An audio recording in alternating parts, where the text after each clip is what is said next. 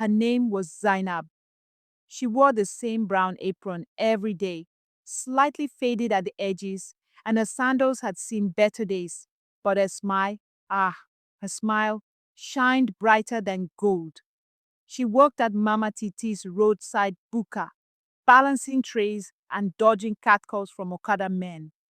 Life hadn't been kind. Her father died in a car crash when she was 10. Her mother had a stroke shortly after. Zainab dropped out of school and became the breadwinner.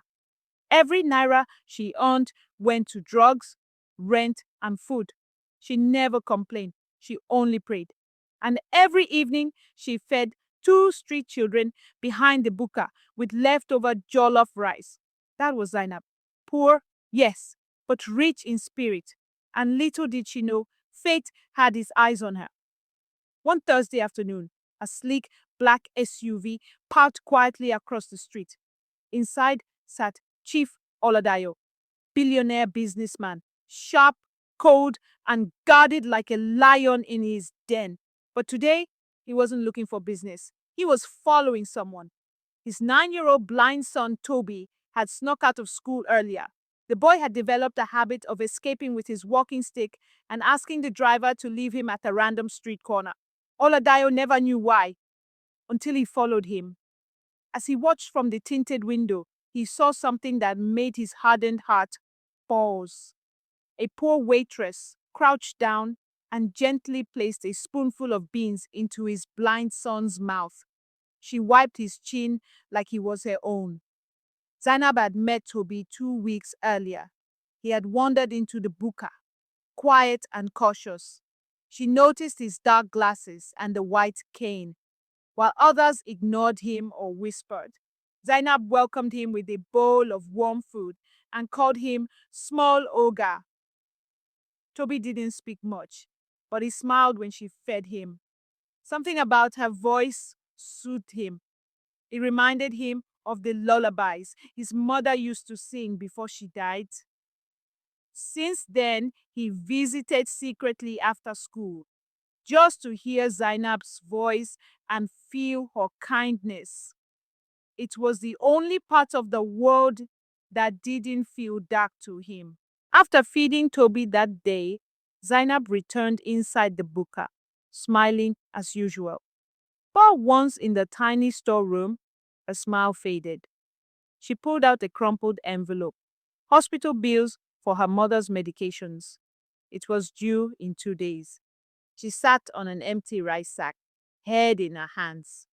No matter how many plates she served, the money never added up.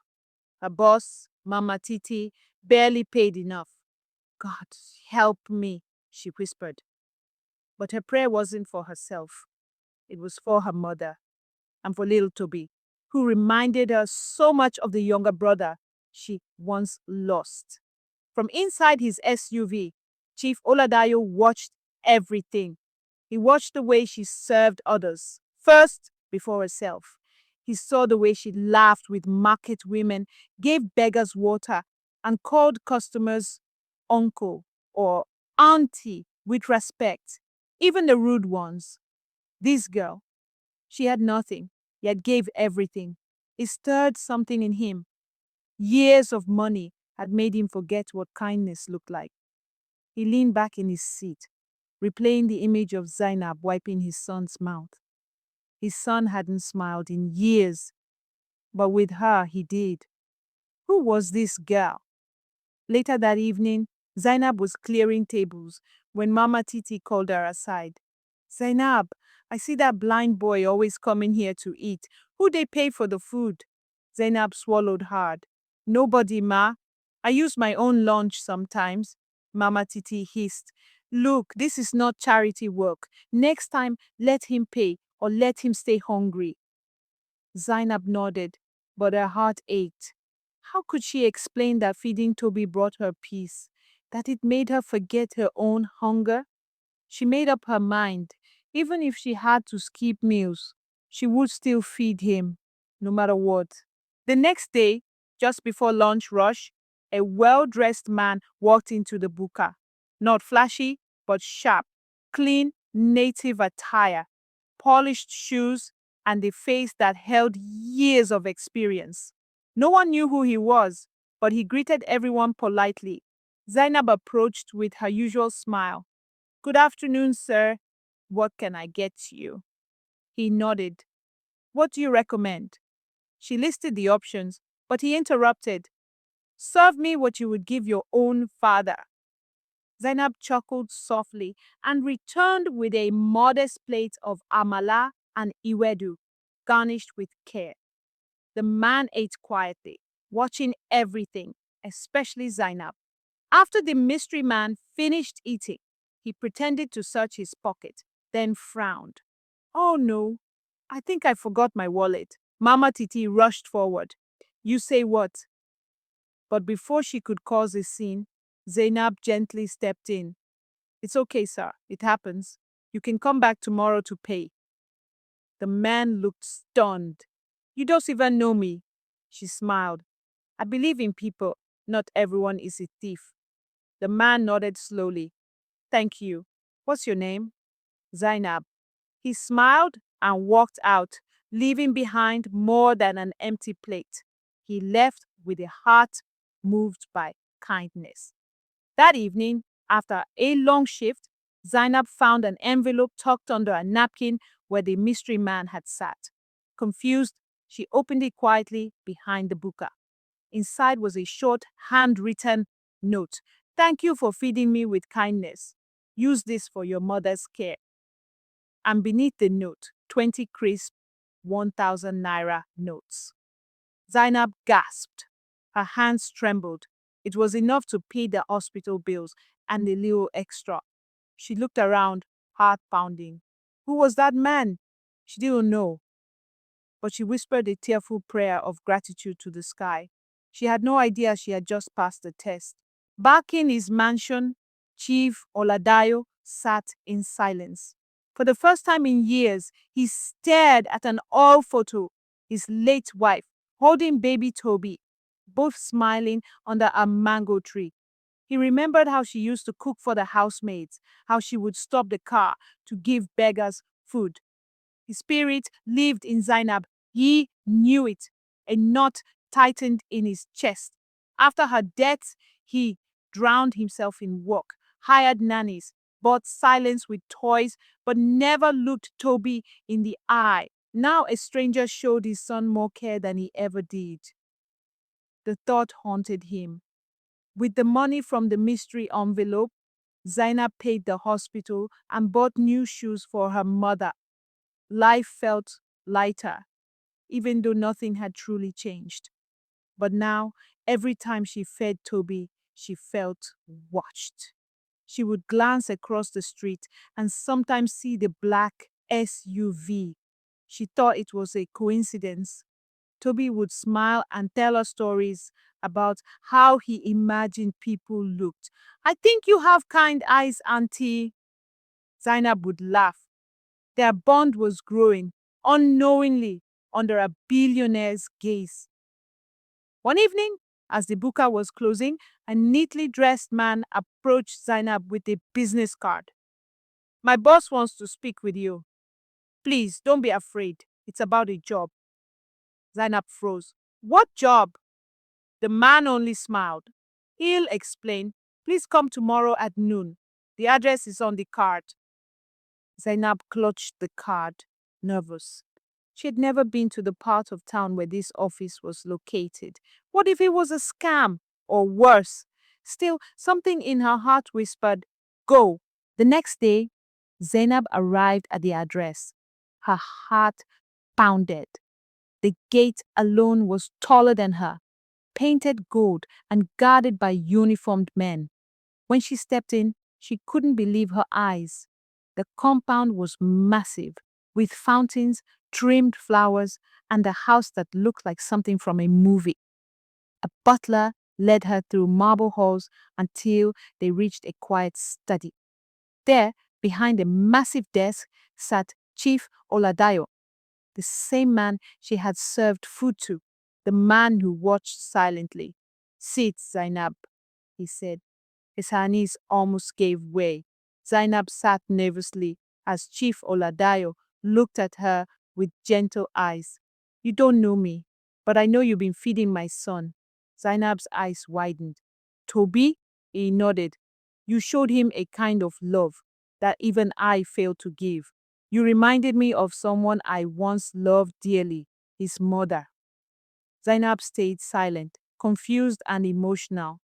I tested you at the buka, he added. I left that morning. I needed to know if what I saw was real. She felt her chest tighten. I don't know what to say, sir. Don't say anything yet. Just listen. He leaned forward. I want you to become Toby's personal caregiver. Live here. We'll pay you well. You can go back to school. Your mother will be cared for. Just continue what you've already been doing, loving him. Zainab's eyes filled with tears.